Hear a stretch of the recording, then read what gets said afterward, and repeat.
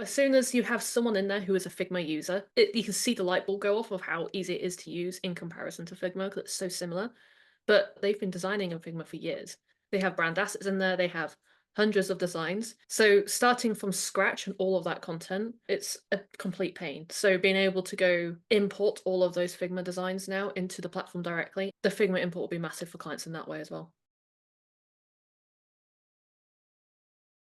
A lot of customers have started to just use our platform because it is so similar to, if not better than Figma. But for some customers, the way that their workflow works is they have a separate creative team who works in Figma. They don't work in the Fastr platform. So for the team that works with us at Fastr, for them to be able to upload a Figma file that somebody else on their team or on another team provided to them, it's going to be light years ahead of them having to rebuild it within the Fastr platform. And it means that they can then just continue with just a few clicks of a button. They can add the interactions themselves, publish it without having to hand off to a developer.